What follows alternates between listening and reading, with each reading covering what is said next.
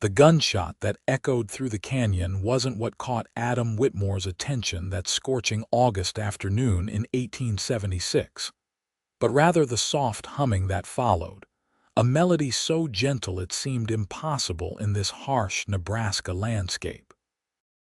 He reined in his mare and dismounted, boots hitting the dusty ground with a thud as he approached the cluster of cottonwood trees near the creek bed just outside Nebraska City.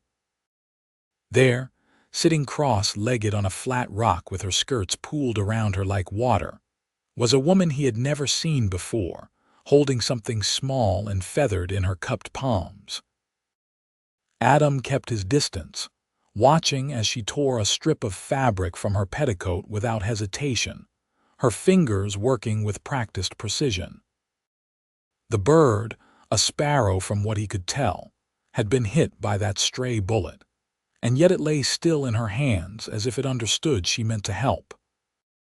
She wrapped the tiny wing with such tenderness that Adam felt something shift in his chest, a feeling he had not experienced in the 3 years since he had buried his brother and stopped believing in goodness. "You have a gift," he said, his voice rougher than he intended.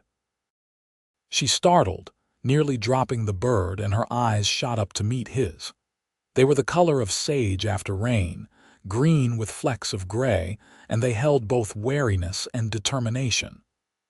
"I did not hear you approach," she said, her voice carrying the faintest trace of an accent he could not place. "I apologize for frightening you." Adam removed his hat, running a hand through hair darkened with sweat and trail dust. "I saw what you did for that bird. That is real healing, what you have there." She looked down at the sparrow, which had begun to chirp softly. "All creatures deserve a chance at life, do they not? This one was simply in the wrong place when someone decided to practice their aim." There was reproach in her tone, though not directed at him.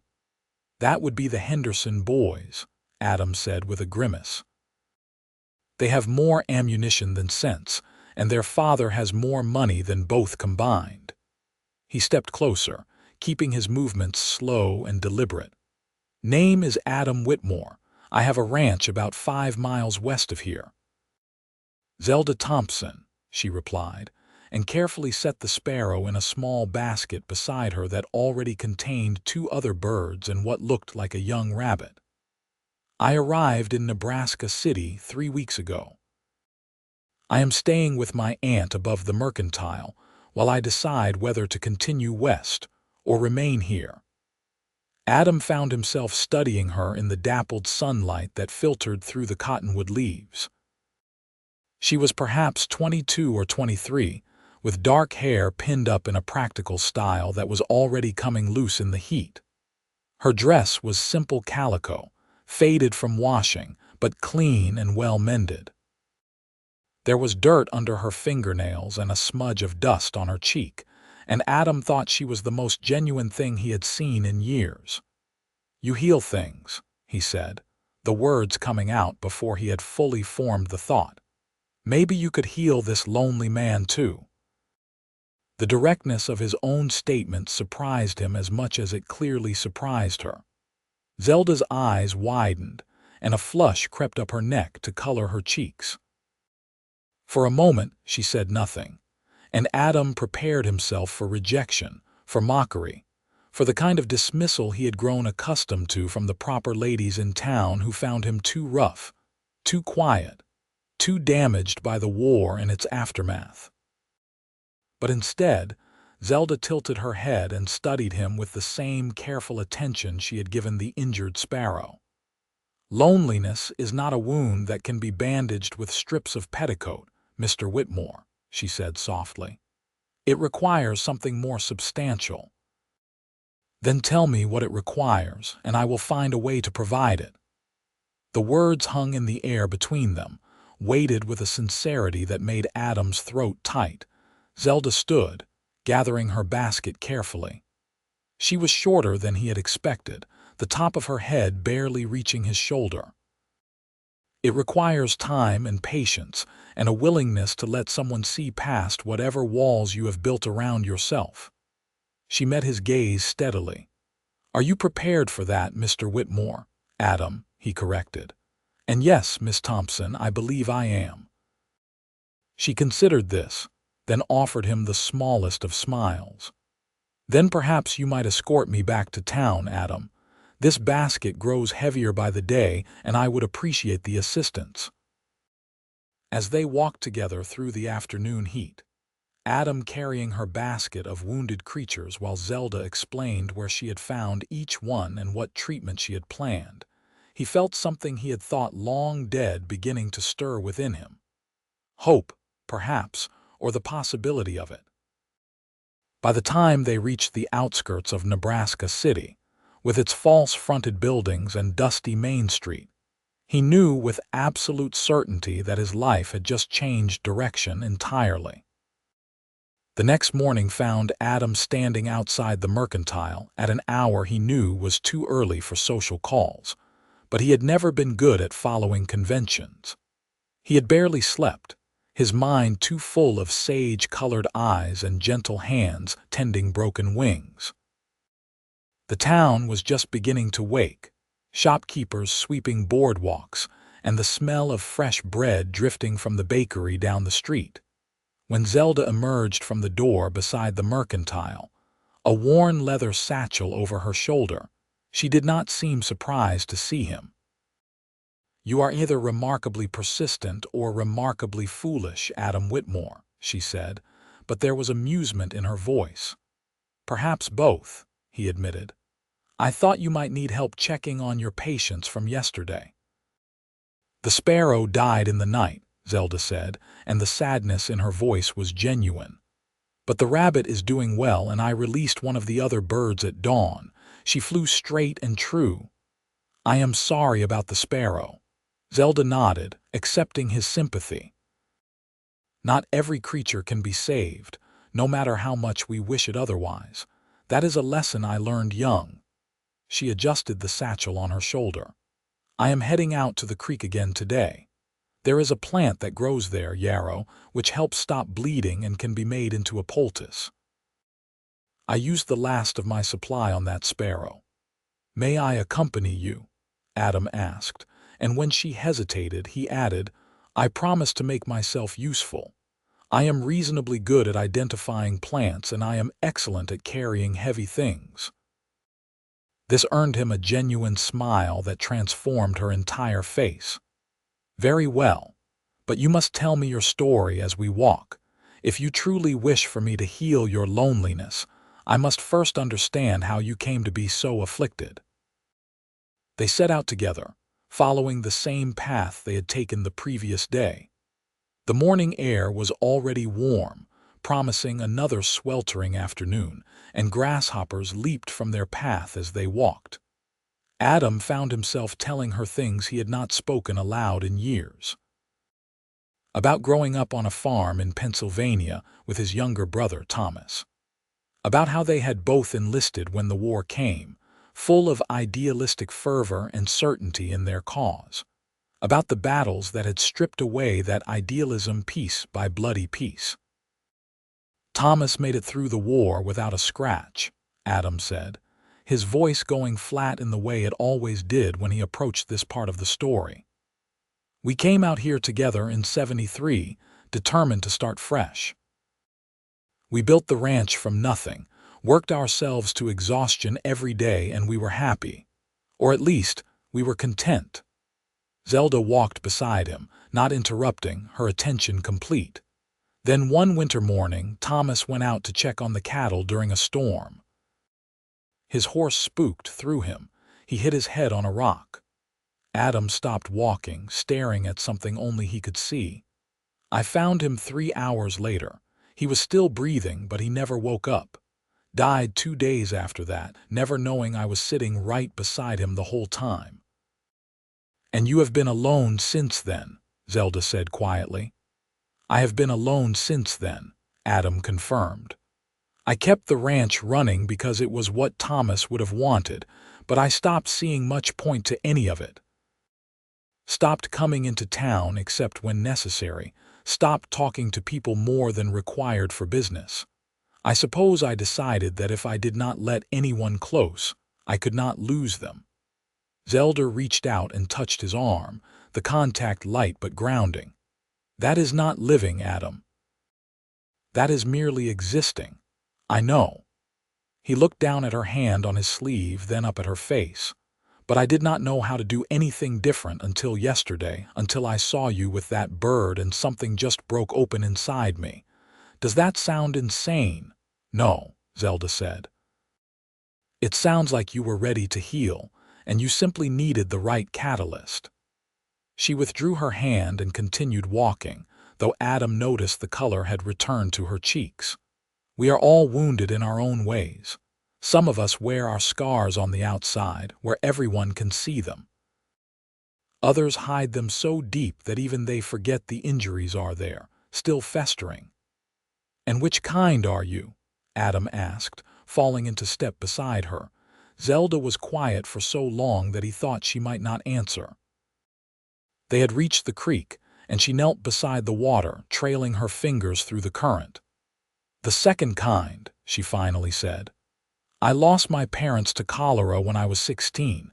They were good people, loving people, and they died within days of each other, leaving me with nothing.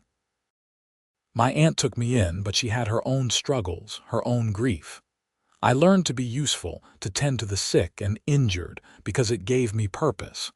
But I also learned not to expect permanence from anything or anyone. Is that why you are unsure about staying in Nebraska City? Partially. Zelda stood and began searching among the plants along the creek bank. I have spent the last 6 years moving from place to place, never settling, always ready to leave. It feels safer somehow to keep moving, but it also feels hollow. She found what she was looking for and began carefully harvesting the yarrow, placing the stems in her satchel. My aunt has been urging me to stay, to build a real life here. She says I cannot run forever. Your aunt sounds wise. She is also annoyingly perceptive. Zelda glanced at him over her shoulder. She took one look at me when I came back yesterday and asked who the cowboy was. Adam felt his pulse quicken. What did you tell her? That I did not know yet, Zelda said honestly, but that I intended to find out. They spent the rest of the morning working together. Adam helping her gather the plants she needed while she taught him about their properties and uses. She showed him how to identify yarrow by its feathery leaves and flat-topped clusters of white flowers, explained how comfrey could help broken bones knit faster, pointed out the jewelweed that grew in the shadier spots and could soothe poison ivy rashes. Where did you learn all of this? Adam asked, genuinely fascinated. My mother was a healer, Zelda said. Not a doctor, not trained in any formal way, but people came to her when they were hurt or sick. She learned from her mother, who learned from hers. The knowledge has been passed down through generations, though much of it is being lost now as people move to cities and rely on physicians instead. She carefully wrapped the plants in damp cloth to keep them fresh. I think that is part of why I cannot quite let go of it. This feels like keeping my mother alive in a way. She would be proud of you, Adam said with certainty. I hope so. Zelda stood, brushing dirt from her skirts. Though I suspect she would also tell me that tending to wounded animals is all well and good, but perhaps I should also tend to wounded people occasionally.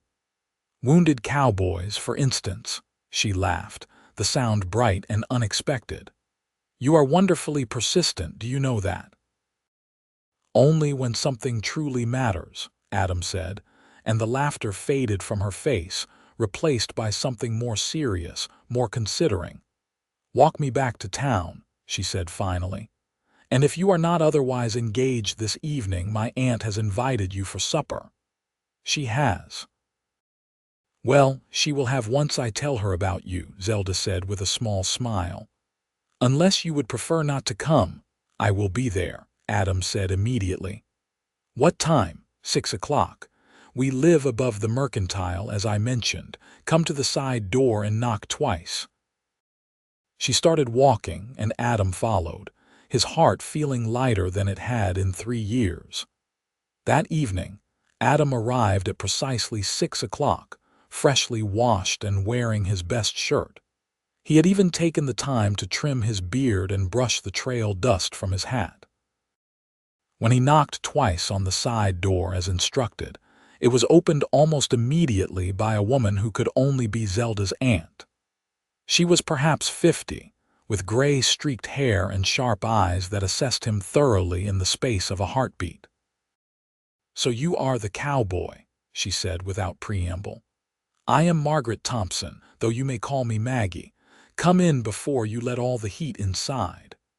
Adam stepped into a narrow stairway that led up to the living quarters above the mercantile.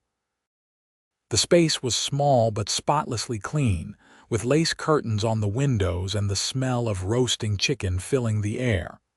Zelda was setting the table and she looked up when he entered, a smile touching her lips. "You came," she said. "I said I would." "Yes, but men say many things," Maggie interjected, gesturing for Adam to take a seat. "Few follow through. The fact that you are here and on time no less speaks well of you." The meal was simple but delicious, and Adam found himself relaxing as the conversation flowed easily. Maggie, it turned out, had been running the mercantile for 15 years, ever since her husband died in a mining accident. She had no children of her own, which was why she had been so quick to take in Zelda when tragedy struck. "This one wants to keep moving," Maggie said, nodding at Zelda. "But I keep telling her that roots are not a trap, they are an anchor. Without them, you just blow around in the wind, never building anything lasting." "I understand the desire to keep moving," Adam said carefully. "After Thomas died, I thought about selling the ranch, going somewhere new where everything did not remind me of him. But in the end, I realized that running would not solve anything. The grief would come with me wherever I went." Zelda looked at him across the table, her expression thoughtful. "What made you stay?" "The land," Adam said. "The work. The knowledge that Thomas and I built something together and abandoning it would dishonor his memory. Also, if I am being honest, I was too tired to start over. At least the ranch gave me a purpose, even if it was a lonely one." "Until yesterday," Zelda said softly. "Until yesterday," Adam agreed. After the meal, Maggie shooed them out onto the small balcony that overlooked the main street, claiming she needed to clean up and could not abide people underfoot. Adam suspected she was simply giving them privacy, but he was grateful regardless. The sun was setting, painting the sky in shades of orange and pink, and the evening air was finally beginning to cool. "Your aunt is wonderful," Adam said. "She is also not subtle," Zelda replied with a rueful smile. "I apologize if this feels rushed or presumptuous. I told you that loneliness requires time and patience to heal, and yet here we are, barely 24 hours after meeting, and she has already invited you to supper." "I do not feel rushed," Adam said honestly. "I feel like I have been standing still for 3 years, and suddenly I am moving again. It is disorienting but not unwelcome." Zelda leaned against the railing, her profile outlined by the dying light. "I need to be honest with you about something, Adam. I am afraid. Not of you, but of what you represent. Staying in one place, building a life with someone, allowing myself to hope for a future beyond the next town or the next temporary residence. All of that terrifies me." "Because you are afraid of losing it," Adam said, understanding. "Yes." She turned to look at him. "Everyone I have ever loved has been taken from me. My parents, my childhood home, even the small sense of security I once had. I have learned to be self-sufficient, to need no one, to expect nothing. And now you appear, asking me to heal your loneliness, but what if in the process, I end up even more broken than before?" Adam moved closer, close enough that he could have reached out and touched her but did not. "I cannot promise you that nothing bad will ever happen," he said. "I cannot guarantee that we will not face hardship or loss or pain. But I can promise you this: I will not leave by choice. I will not abandon you. If you are willing to take a chance on this, on us, I will be here for as long as you will have me." "That is a large promise to make to someone you have known for only a day," Zelda said, but her voice was unsteady. "Some things you just know," Adam said. "The moment I saw you with that bird, something in me recognized something in you. Maybe it was our shared grief, or our shared loneliness, or simply the fact that we are both trying to heal from wounds that are not visible. But it was real, Zelda. It is real." She was quiet for a long moment, her gaze searching his face as if trying to read the truth of his words written there. Finally, she said, "Then I suppose we try." Slowly, carefully, with full acknowledgement that we are both terrified and probably being foolish. "I can accept those terms," Adam said, and felt the tension in his shoulders ease. "Good." Zelda reached out and took his hand, her fingers threading through his. "Because despite all my fears and reservations, I cannot seem to stop thinking about you, Adam Whitmore. And that is either the beginning of something wonderful or the beginning of something that will hurt tremendously." "Let us aim for wonderful," Adam said, and squeezed her hand gently. Over the following weeks, they fell into a rhythm that felt both natural and precious. Adam would ride into town 3 or 4 times a week, ostensibly to purchase supplies or conduct business, but in truth to see Zelda. They would walk together to her creekside sanctuary, where she continued to tend to injured animals and gather medicinal plants. He learned to assist her, holding creatures steady while she set bones or applied salves, and she learned about his life on the ranch, the daily challenges of managing cattle and mending fences and surviving the harsh Nebraska weather. One afternoon in early September, as they worked together to splint the leg of a young fox that had been caught in a trap, Zelda said, "I have been thinking about what you said, about the ranch being lonely." "It is," Adam admitted, holding the fox as still as possible while Zelda wrapped the splint. "I hired a few ranch hands to help with the work, but they come and go. They sleep in the bunkhouse, eat their meals separately, collect their wages, and leave. There is no companionship in it, no real connection." "Would you ever consider taking on an apprentice?" Zelda asked. "Someone who could learn the work but also be a more permanent presence." Adam looked at her carefully. "Are you suggesting what I think you are suggesting?" Zelda focused intently on the fox's leg, not meeting his eyes. "I have been thinking about what Maggie said about roots and anchors. I have also been thinking about how much I enjoy this work, tending to injured creatures, helping them heal. But there are only so many wounded animals near Nebraska City, and I am living on my aunt's charity, which cannot continue indefinitely."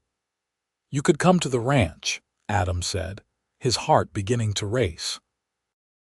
"There is always work to be done, and animals getting injured, and I would be happy to pay you a fair wage for your help.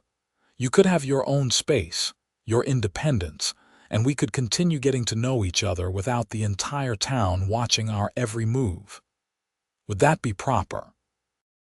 Zelda asked, though there was hope in her voice. "If you stayed in the main house, probably not," Adam said honestly. "But Thomas and I built a small cabin on the property back when we first arrived and were still constructing the main house. It has been used for storage since he died, but it could be cleaned out and made livable. You would have your own residence, your own privacy.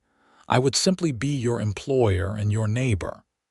Zelda finally looked up at him, her sage-colored eyes bright. "You would do that?" "Convert a building for me, Zelda. I would build you an entirely new house if that was what it took to have you nearby," Adam said with absolute sincerity. "These past weeks have been the happiest I have been in years." The thought of you leaving, of going back to the way things were before I met you, is intolerable." She released the fox, which immediately tried to bolt but could only hobble on 3 legs. Zelda caught it gently and placed it in one of the larger cages she had started keeping at their creekside spot. Then she turned to Adam and said, "I will need to discuss this with Maggie, and I will need to see the cabin to ensure it is suitable. But if those conditions are met, then yes, I would very much like to come work at your ranch." The joy that flooded through Adam was so intense it was almost painful. "When can you come see the property?" "Tomorrow," Zelda suggested. "I could ride out in the morning if you could provide transportation." "I will be here at dawn with the wagon," Adam promised. True to his word, Adam arrived at the mercantile just as the sun was cresting the horizon, his wagon freshly cleaned and his best horse in the traces. Maggie came out to see them off, giving Zelda a long look that seemed to contain both warning and blessing. "You be smart about this," Maggie told her niece. "And you," she added, fixing Adam with a stern gaze, "you be a gentleman or you will answer to me." "Yes, madam," Adam said solemnly. The ride to the ranch took just over an hour, and Adam spent the time pointing out landmarks and explaining the layout of his property. The ranch itself consisted of 200 acres of grassland and rolling hills, with a creek running through the northeast corner and a small grove of trees providing shade near the main house. The house itself was modest, a 2-story structure built from local timber with a wide porch and a view of the surrounding prairie. The barn and stables stood nearby, and farther back were the bunkhouse and various outbuildings. And there, slightly apart from everything else, was the cabin Thomas and Adam had built during their first winter in Nebraska. It was smaller than Zelda had expected, perhaps only 12 by 14 feet, but it was solidly constructed and had a stone chimney that promised adequate heat in winter. Adam unlocked the door and they stepped inside, disturbing clouds of dust. "I know it does not look like much right now," Adam said apologetically, "but the structure is sound. We built it to last. It just needs a thorough cleaning and some basic furnishings." Zelda walked slowly around the single room, taking in the rough-hewn beams overhead and the wide plank floor. There was one window on each wall, providing plenty of light, and a small loft accessible by a ladder. "This was someone's home once," she said softly. "Mine and Thomas's that first winter," Adam confirmed. "We thought we would expand it eventually, but then we got enough money together to build the main house and this place became unnecessary. I could not bring myself to tear it down though. Too many memories." "I am glad you did not." Zelda turned to face him. "This could be perfect, Adam. It would need a bed, a table and chairs, perhaps a trunk for my belongings. But the space itself is good, private but not isolated." "I could have it ready within a week," Adam said eagerly. "Sooner if you help me clean it." "Then let us start today," Zelda said decisively. They spent the rest of the morning hauling out the accumulated debris and storage items, sweeping away years of dust and dirt, scrubbing the floor and walls until the wood showed its natural color again.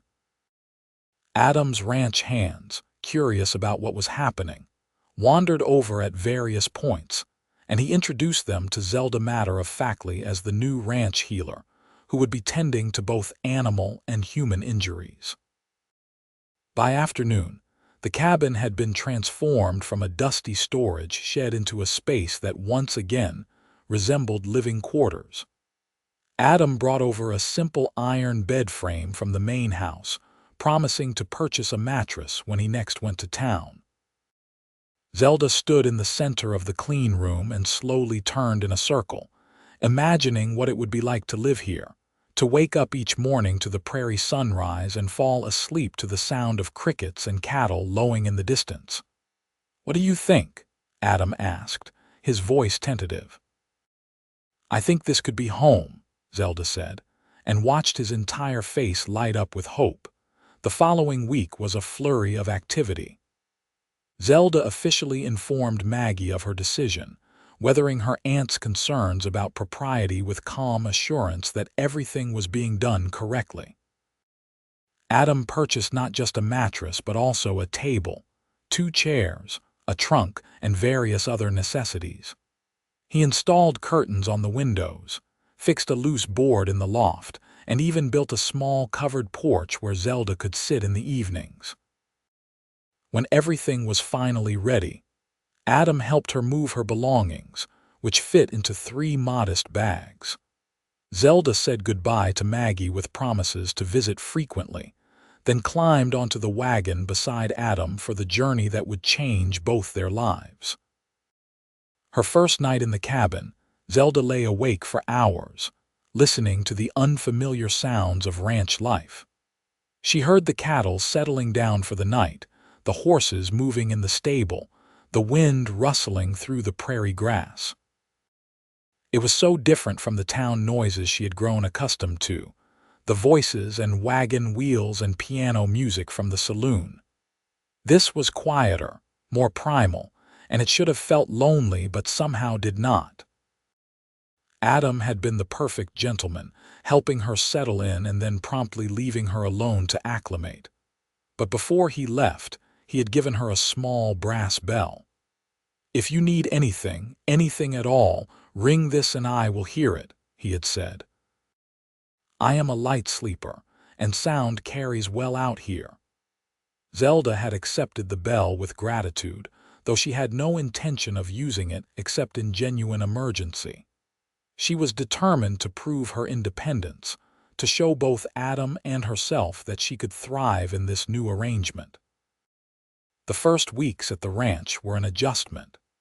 Zelda established a routine, rising early to tend to her growing collection of injured animals, then spending the mornings helping around the ranch wherever she was needed.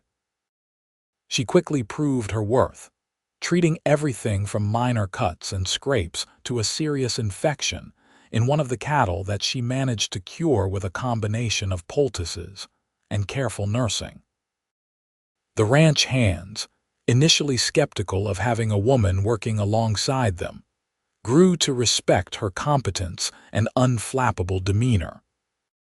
She did not flinch at blood or pus, did not complain about long hours or difficult conditions, and her gentle manner with frightened animals made even the most stubborn horse or aggressive bull easier to handle. But it was the time she spent with Adam that truly mattered.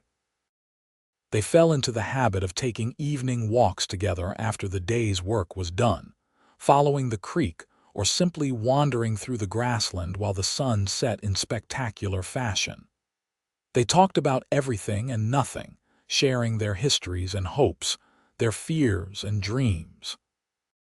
Adam told her about his childhood in Pennsylvania, about the war and the things he had seen that still haunted him occasionally. Zelda shared memories of her parents, the fear of being alone that had driven her constant movement, the surprising peace she was beginning to feel here on the ranch. One evening in mid-October, as they sat together on the porch of her cabin watching the stars emerge, Adam said, "I need to tell you something." Zelda tensed slightly, old fears rising. "What is it?" "I am falling in love with you," Adam said simply. "Actually, that is not quite accurate. I believe I started falling the moment I saw you with that sparrow. But now, after these weeks of having you here, of spending every day in your company, I am certain of it. I love you, Zelda Thompson." For a moment, Zelda could not breathe, could not think past the rush of emotion flooding through her. Fear, yes, but also joy and relief and a tenderness so acute it brought tears to her eyes. "You do not have to say anything yet," Adam continued quickly. "I know we agreed to take this slowly, and I am not asking you to reciprocate or make any declarations. I simply needed you to know what I am feeling, because keeping it inside was becoming impossible." "Adam," Zelda said, her voice shaking slightly. "Adam, look at me." He turned, and in the starlight she could see the vulnerability in his face, the fear that he had spoken too soon and ruined everything. She reached out and took his hand, holding it between both of hers. "I have been trying so hard not to love you," she said quietly.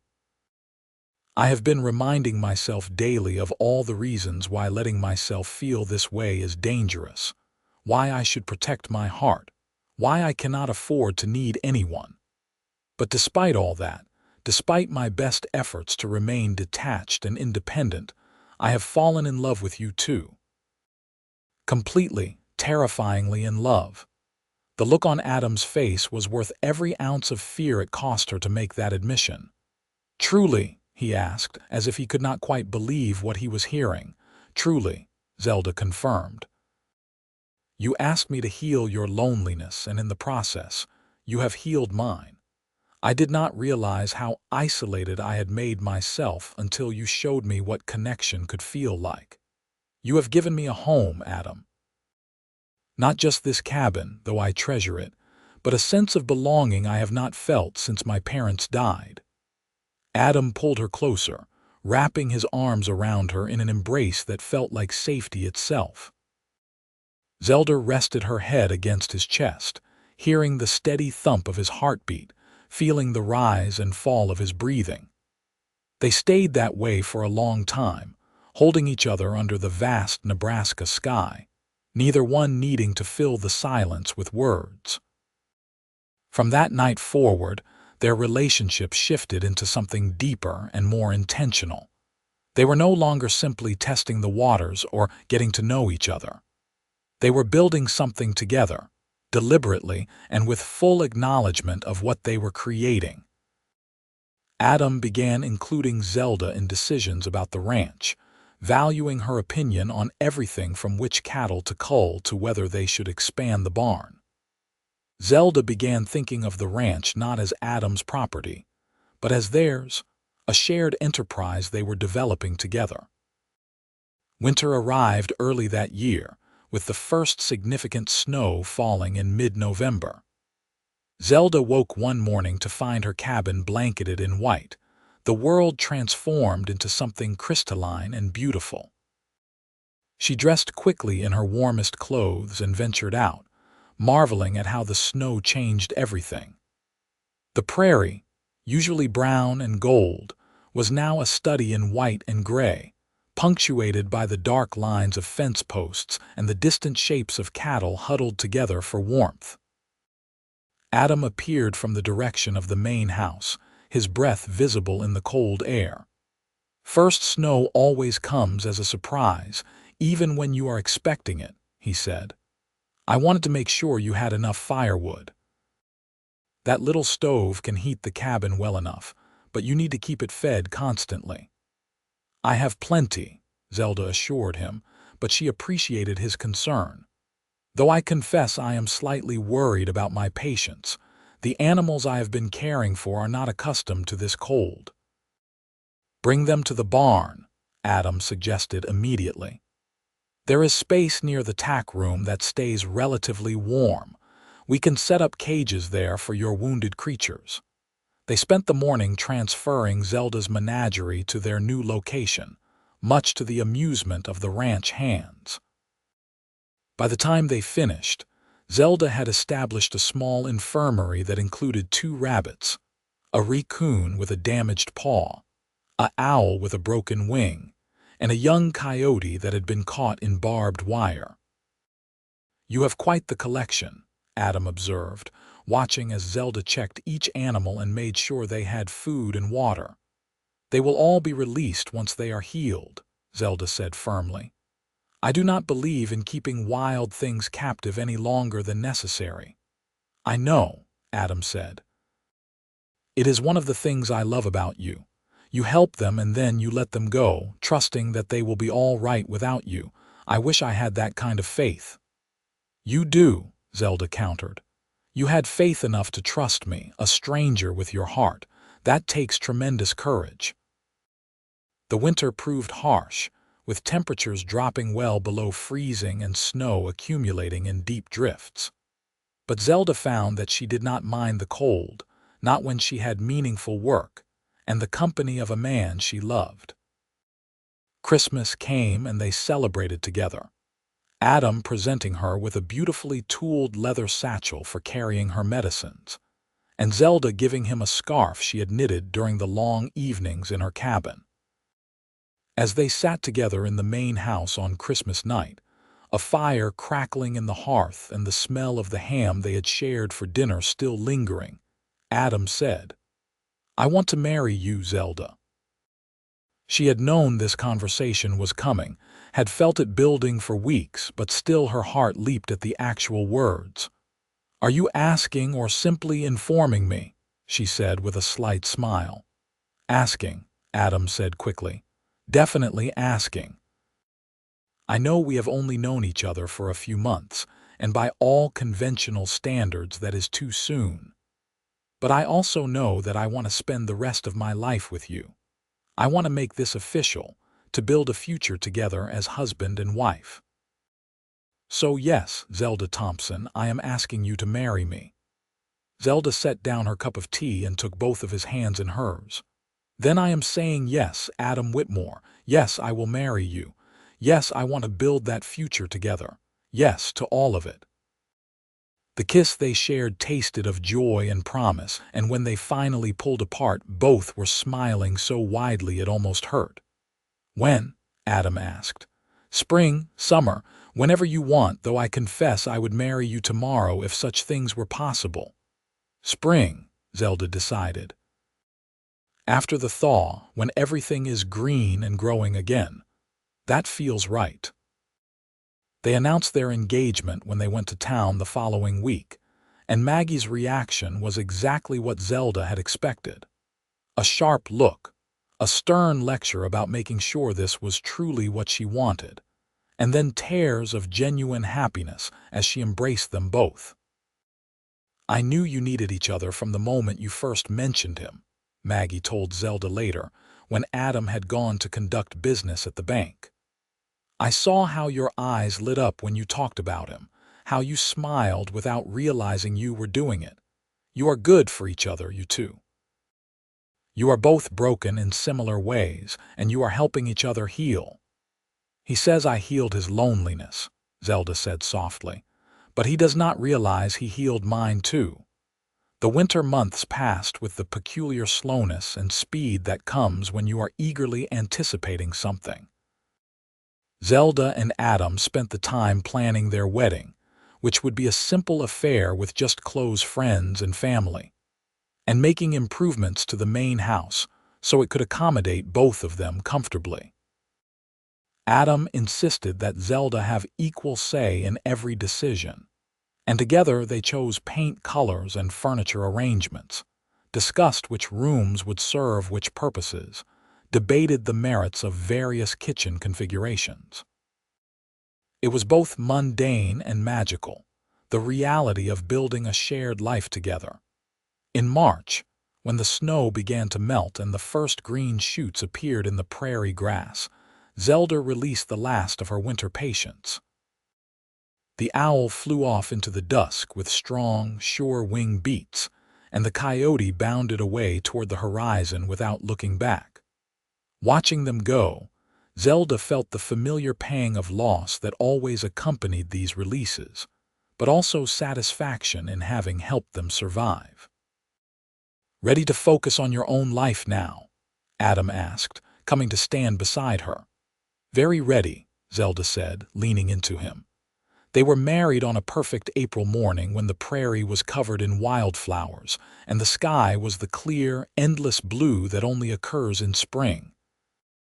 The ceremony took place at the small church in Nebraska City, with Maggie standing as Zelda's attendant and one of the ranch hands serving as Adam's witness. The Reverend spoke about love and commitment, about the sanctity of marriage and the importance of building a life on a foundation of mutual respect and devotion. When he pronounced them husband and wife, Adam kissed Zelda with such tenderness that several people in attendance dabbed at their eyes with handkerchiefs. The small reception afterward was filled with laughter and good wishes. though both bride and groom were clearly eager to return to the ranch and begin their married life in earnest. As they drove away in the wagon, tin cans rattling from strings tied to the back and a "just married" sign affixed by well-meaning friends, Zelda felt a completeness she had never expected to experience. All her life, since losing her parents, she had felt like something vital was missing, a hole in her existence that could never be filled. But sitting beside Adam, his hand warm in hers, she realized that the hole had been filled after all. Not perfectly, not without scars, but thoroughly and truly. "Happy?" Adam asked as they left the town behind. "Sublimely," Zelda answered. Their first year of marriage was everything Zelda had hoped for, and things she had not known to hope for. She and Adam fell into rhythms of domesticity that felt both natural and extraordinary. They woke together, worked together, ate together, and fell asleep in each other's arms each night. There were disagreements, of course, moments of frustration or misunderstanding, but they learned to navigate those with patience and communication, always coming back to the fundamental truth that they were stronger together than apart. Zelda continued her work with injured animals, but she also expanded her healing practice to include the people of the surrounding area. Word spread that there was a skilled healer at the Whitmore ranch, and soon people were showing up with various ailments, seeking treatment. Zelda charged modest fees and accepted payment in whatever form people could offer, whether that was cash or eggs or help with ranch work.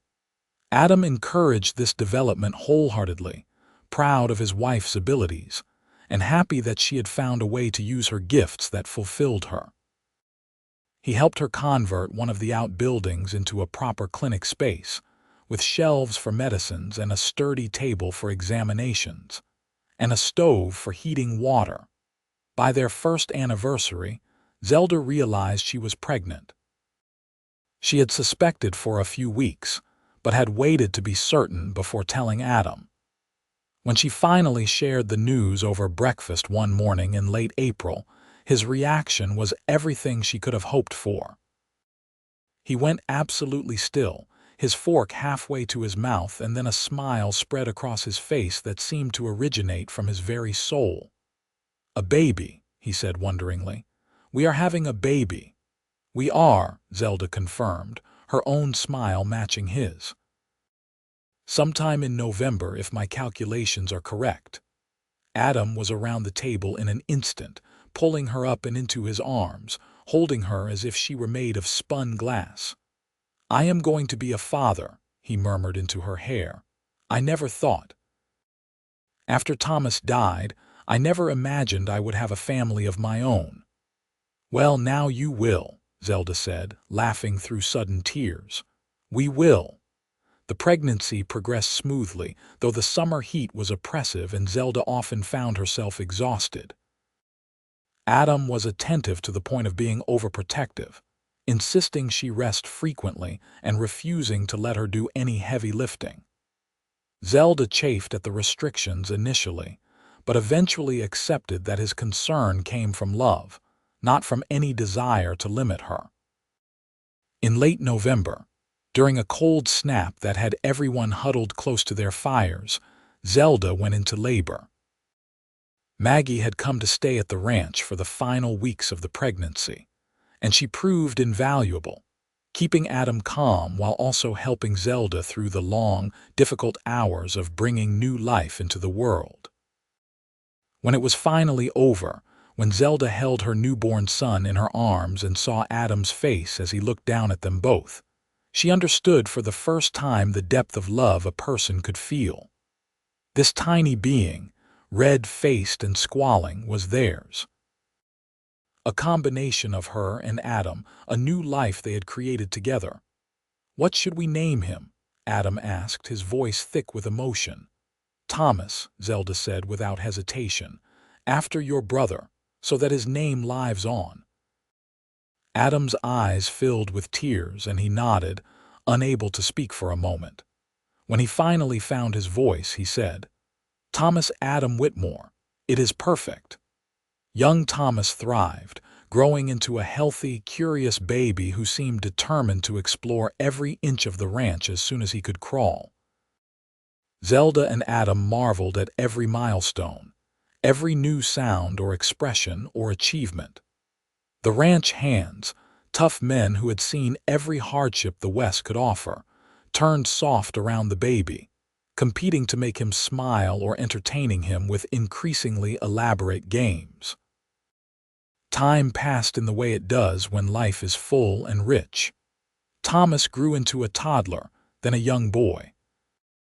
Zelda and Adam had two more children, a daughter named Alina who had her mother's green eyes and gentle nature, and another son, Marcus, who was born with his father's stubbornness and quick smile. The ranch prospered under their joint management, expanding to include not just cattle but also horses and a small farming operation. Zelda's healing practice continued to grow, and she trained several young women from town in the basics of herbal medicine and wound care, passing on the knowledge her mother had given her. Through it all, the love between Zelda and Adam deepened and matured. They weathered difficulties together. Drought years that tested their resilience, illness that required all of Zelda's skill to combat, the normal challenges of raising children and managing a large operation. But they also celebrated triumphs, successful cattle drives, abundant harvests, watching their children grow strong and healthy. On their 10th wedding anniversary, they took a rare afternoon away from the ranch and rode out to the creek where they had first really talked, where Adam had asked Zelda to heal his loneliness. It looked much the same as it had that August day a decade before, the cottonwood trees rustling in the breeze and the water flowing clear and cool. "You remember what you said to me here?" Adam asked as they sat on the same flat rock where he had first seen her tending that wounded sparrow. "I said many things," Zelda replied with a smile. "You said that loneliness requires time and patience to heal," Adam reminded her. "You were right, it did take time, but Zelda, you did heal me.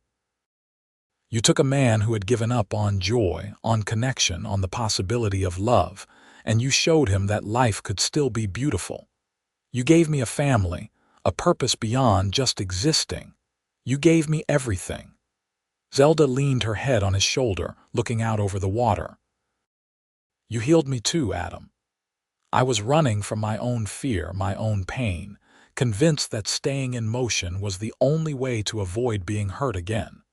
But you showed me that staying still, putting down roots, building something lasting, that is where real healing happens.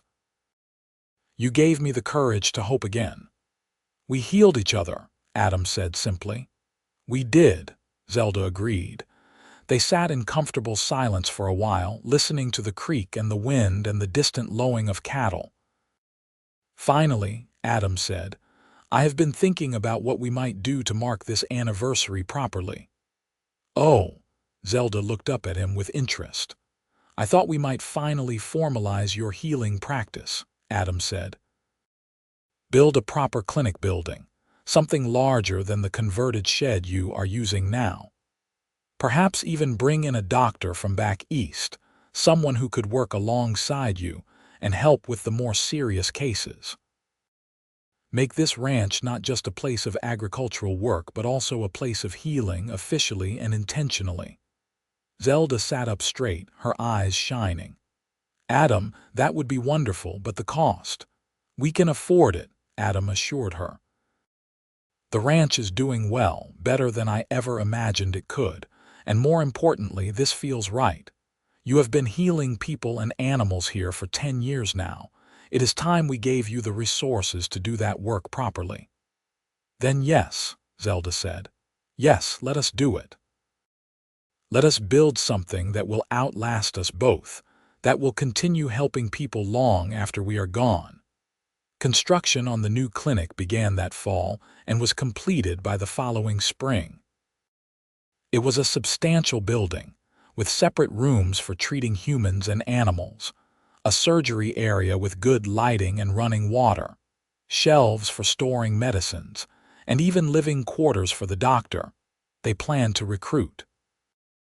The doctor, when they finally found one willing to relocate to rural Nebraska, was a young man named Samuel Green, fresh from medical school and idealistic enough to believe he could make a difference on the frontier. He and Zelda made an excellent team, her practical herbal knowledge complementing his formal training, and soon their clinic was serving people from a 50-mile radius. The children grew, each developing their own personalities and interests. Thomas, as the eldest, felt a strong sense of responsibility toward his siblings and toward the ranch. He learned ranching from his father and healing from his mother, becoming competent in both. Eleanor was quieter, more contemplative, but she had inherited Zelda's way with animals and spent hours working with injured creatures. Marcus, the youngest, was pure energy and mischief, keeping everyone on their toes but also making them laugh with his antics. As the years passed, Adam and Zelda watched with satisfaction as their children became capable, compassionate adults. Thomas eventually married a schoolteacher from town, bringing her to live on the ranch and starting his own family in a house they built on the northern edge of the property. Eleanor, after studying at a women's college back east, returned to Nebraska and opened her own veterinary practice, one of the first female veterinarians in the state. Marcus, always restless, went west to try his luck in California, though he returned frequently to visit. When Adam and Zelda reached their 30th anniversary, they found themselves alone again in the main house, their children grown and pursuing their own lives. But this solitude was nothing like the loneliness they had each known before finding one another. This was peaceful, companionable, the quiet satisfaction of two people who had built something meaningful together. They were sitting on the porch one evening, watching the sunset paint the prairie in shades of gold and purple, when Zelda said, "You ever think about that day at the creek?" "When you saw me with the sparrow, I think about it often," Adam admitted. "It was the day my life changed direction entirely." "Mine too," Zelda said. "I remember being so frightened of what you represented, of staying, of committing, of hoping for permanence. And yet here we are, 3 decades later, and I cannot imagine having lived any other way. You told me that loneliness requires something more substantial than bandages to heal," Adam said, taking her hand. "You were right. It requires exactly what we found together. Love, patience, shared purpose, and the willingness to be vulnerable with another person. We have built a good life," Zelda said with satisfaction. "We have built an extraordinary life," Adam corrected gently. They sat together as the stars began to emerge, the same stars that had witnessed their wedding vows and the birth of their children and every important moment in between. From the barn came the sound of horses settling for the night, and in the distance, cattle moved across the darkening prairie. The clinic building stood solid and purposeful, its windows glowing with light as Dr. Green tended to a late patient. "I think my mother would be proud," Zelda said softly, "of what I have done with the knowledge she gave me, of the healing I have been able to provide." "She would be incredibly proud," Adam said with certainty. "As would Thomas, to know that his name lives on through our son, and that the ranch we started together has flourished beyond anything we dreamed." Zelda squeezed his hand, feeling the familiar calluses and strength there, the hand that had held hers through every joy and every sorrow of the past 30 years. "Thank you," she said. "For what?" "For seeing me that day at the creek. For being brave enough to ask a stranger to heal your loneliness. For giving me the chance to discover that in healing you, I was really healing myself." She paused, her voice growing husky with emotion. for loving me so completely, so consistently for all these years, for being my home." Adam pulled her close, kissing her forehead with infinite gentleness.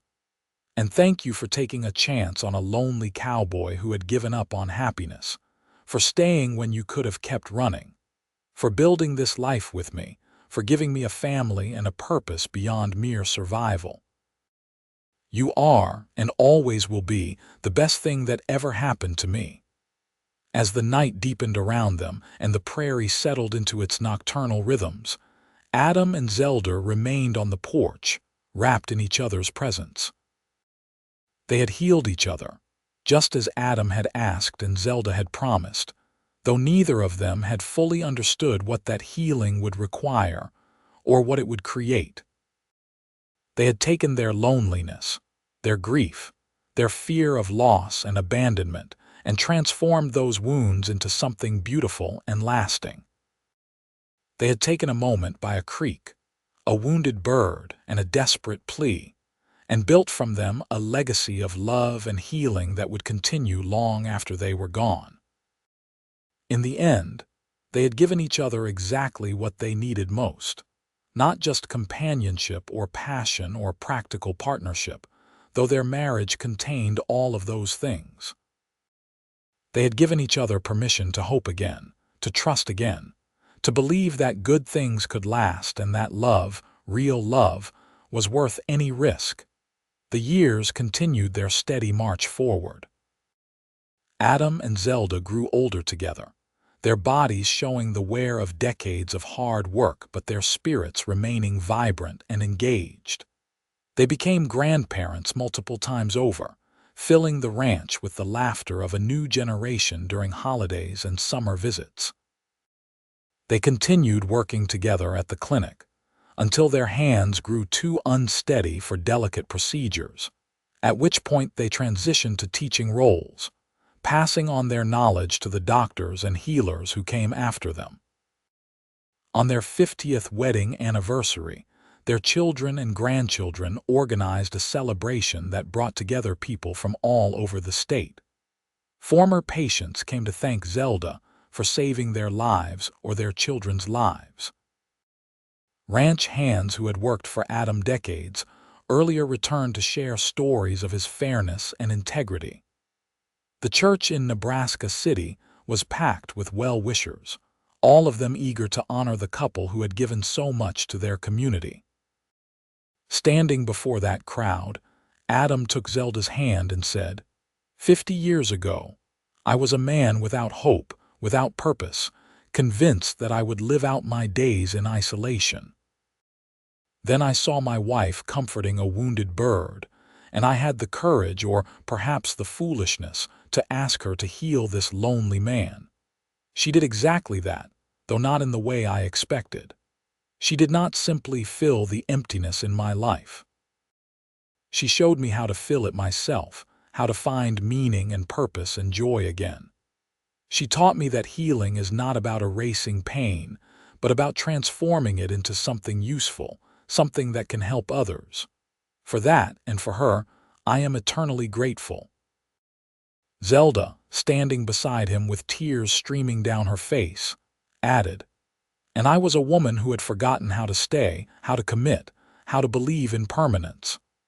This man gave me the courage to try again, to plant roots instead of running, to build instead of hiding.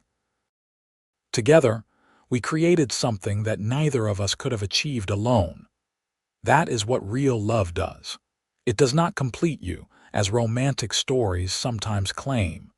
Instead, it gives you the strength to complete yourself while walking beside someone who is doing the same."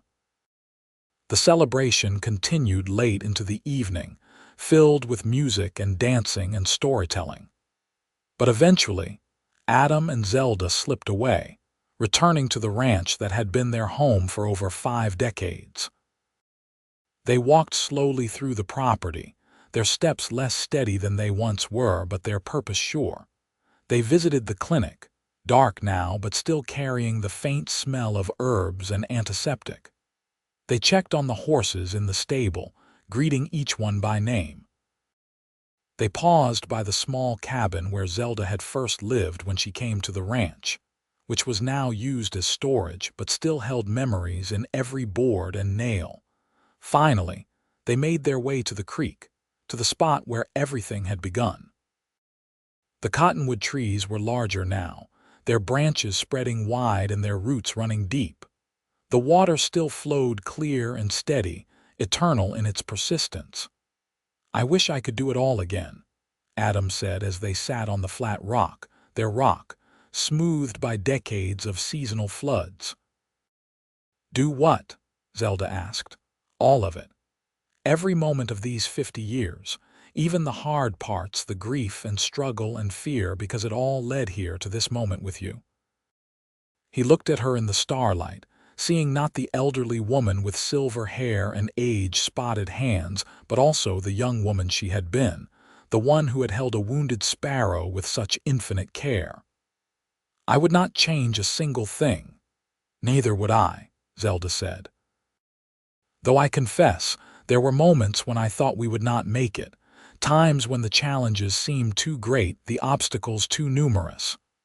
But we always found our way through," Adam said. "We did," Zelda agreed. "Together." They sat in comfortable silence, listening to the night sounds of the prairie, the same sounds that had lulled them to sleep for 50 years. Finally, as the moon rose high overhead, they stood and made their way slowly back to the main house, their arms around each other, supporting and supported. The years remaining to them were fewer than those they had already lived, but Adam and Zelda filled them with continued purpose and love. They saw more grandchildren born, welcomed great-grandchildren into the world. They watched as the clinic they had founded became renowned throughout Nebraska, attracting patients and practitioners from hundreds of miles away. They witnessed their children's children learning the same lessons about healing and compassion and stewardship of the land that they had tried so hard to instill. When Adam grew ill in his 82nd year, a cancer that Zelda's herbs and Dr. Green's medicines could slow but not stop, they faced it together with the same courage and partnership that had characterized their entire marriage. Zelda nursed him with tireless dedication, using every skill she had learned over a lifetime of healing, but she also knew when to simply hold his hand and sit with him in silence, accepting what could not be changed. One afternoon, as autumn painted the prairie in shades of rust and gold, Adam said to her, "I am not afraid of dying, you know." "I know," Zelda said, though the words cost her everything to speak calmly. "Because I have lived such a full life," Adam continued. "Because I have known love, real love, the kind that transforms everything. Because of you, Zelda. Because you healed this lonely man and gave me more happiness than I ever thought possible." "You did the same for me," Zelda said, her voice breaking. "You were my healing too, Adam, my home." "I wish I could stay longer," Adam said. "I wish I could see what comes next for our children and their children." "Then you will have to watch from wherever you go," Zelda said, attempting a smile through her tears, "and trust that we will be all right, just as we taught our children to trust." "Will you be all right?" Adam asked, his eyes searching hers with concern even now, even at the end. "Eventually," Zelda said honestly. "It will hurt terribly at first, losing you. It will feel like losing my parents all over again, like losing every stable thing I have ever known. But I will survive, because you taught me that survival is not the same as merely existing. I will find ways to honor your memory, to continue the work we started together. And I will remember, every single day, how lucky I was to have shared my life with you." Adam died 2 days later, surrounded by his family, with Zelda's hand in his. His last words were, "Thank you for healing me." The grief was as profound as Zelda had expected, a hollow ache that seemed to encompass her entire being. But true to her word, she survived it, drawing strength from her children and grandchildren, from the work that still needed doing, from the knowledge that she and Adam had created something that would outlast them both. She lived another 7 years after Adam's death, years filled with continued healing work and teaching, and the simple pleasure of watching her family flourish. She found comfort in visiting the places she and Adam had loved together, the creek where they had first talked, the porch where they had spent countless evenings, the barn where they had worked side by side. When her own death came, peaceful in her sleep during a spring storm, her family gathered to mourn and to celebrate a life extraordinarily well lived. They buried her beside Adam on a hill overlooking the ranch, where the prairie grass grew tall and wildflowers bloomed every spring. On her headstone, beneath her name and dates, they inscribed the words, "She healed all things, including one lonely cowboy's heart." The ranch continued under Thomas's management, then passed to his children and eventually to his grandchildren. The clinic remained operational, growing and evolving with medical advances, but never losing sight of its founding principles of compassionate, accessible care. The story of Adam and Zelda became family legend, told and retold to each new generation, a reminder of what love and partnership and mutual healing could create. Years turned into decades, and decades into a century, but the legacy of that August day in 1876, when a lonely cowboy had seen a woman comforting a wounded bird and found the courage to ask for healing, endured. It endured in the land that was carefully stewarded, in the people who were healed and taught healing, in the family that grew from two damaged souls who had found each other and dared to hope. In the end, Adam and Zelda had proven something essential, that loneliness, no matter how profound, could be healed. Not erased, not forgotten, but transformed into connection, into purpose, into love. They had taken their individual pain and forged from it something beautiful and lasting, a partnership that had not only healed them but had spread that healing outward in ripples that touched countless lives. Their story was not one of perfect people or flawless love. It was a story of two wounded individuals who chose to heal together, who faced their fears and fought for their happiness, who built something meaningful from the broken pieces of their pasts. It was a story of courage and commitment, of patience and persistence, of the transformative power of genuine love. And it was a story that proved, beyond any doubt, that even the loneliest heart could be healed if it found the right person, at the right time, with the courage to ask for help and the wisdom to accept it when it was offered. Adam had seen Zelda comforting a wounded bird and recognized in her the capacity for healing. He had asked her to heal him, and she had done exactly that, while healing herself in the process. That, in the end, was their greatest gift to each other and to all who came after them. The understanding that healing was not something done to a person, but something done with them. A partnership that required vulnerability and trust and the willingness to see another person's wounds as worthy of care. They had healed each other, those two lonely souls on the Nebraska prairie, and in doing so they had created a legacy that would never be forgotten.